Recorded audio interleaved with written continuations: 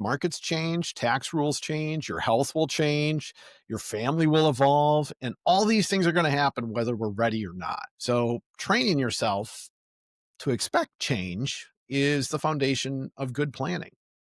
Hey everyone, it's Matt Donahue with Mission Financial Planners. Happy Thanksgiving. Today is Monday, November 24th. This is your weekly market update for the week ending November 21st. The holidays are upon us. Where did 2025 go? It might be a good segue into a little bit of Stoic philosophy for you. This comes from Epictetus. Whenever you experience the pangs of losing something, doesn't matter what it is, and he reminds us everything is temporary, not disposable. Doesn't mean it's not important, just temporary. Even the things we love the most are gifts for now, but they're not possessions forever. So that perspective is super important because markets change, tax rules change, your health will change, your family will evolve, and all these things are going to happen whether we're ready or not. So training yourself to expect change is the foundation of good planning. Our latest market recap shows an economy that's softening quietly. Unemployment rose from 4.32% to 4.44%, which is a 4-year high. Continuing claims for unemployment climbed to almost 2 million. That's the highest point of this cycle. The gap between jobs plentiful and jobs hard to get is shrinking, signaling weakening confidence.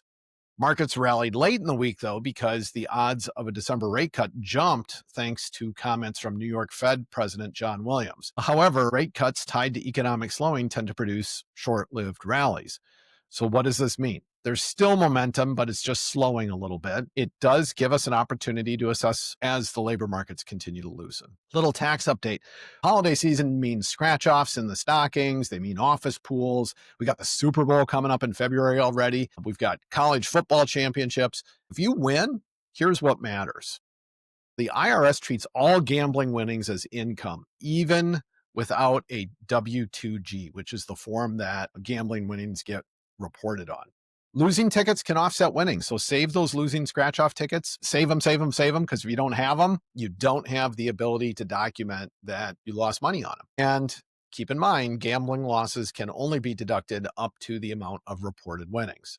So some critical advice, though, if you win it big, first of all, don't tell anyone. I know that sounds weird, but don't say a word. Your first call should be to your CPA and an attorney. Get professional help to figure out should you take the lump sum or the annuity option. If the ticket was bought as part of a group, consider a limited partnership to spread tax liability and prevent conflict. This lesson applies even if you never gamble. When money shows up unexpectedly, structure always comes first, and then the emotion should come second. The biggest wild card, though, really in any financial plan is the aging process. Many families underestimate this by a long shot. Extended care planning begins long before someone needs extended care help.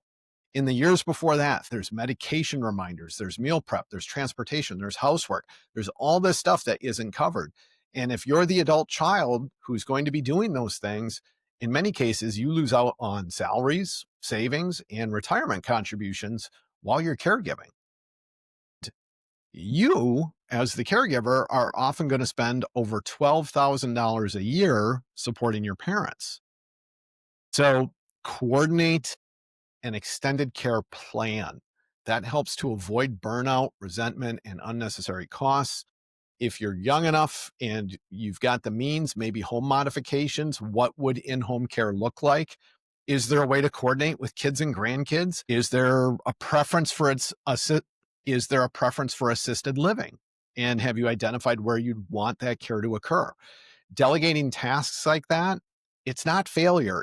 It's not giving up. It's strategizing and figuring out, okay, if I need this help, here's what I would like to see happen.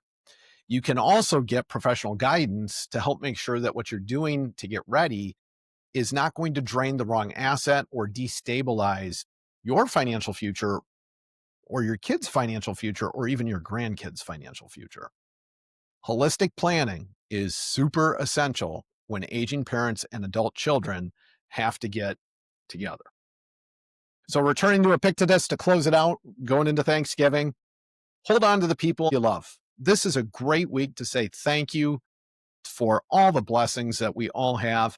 Planning and appreciating doesn't eliminate vulnerability. Making sure people know how much you care about them, making people aware of how important they are to you, that's the stuff you need to do, especially this time of year. And it all kicks off this week with Thanksgiving.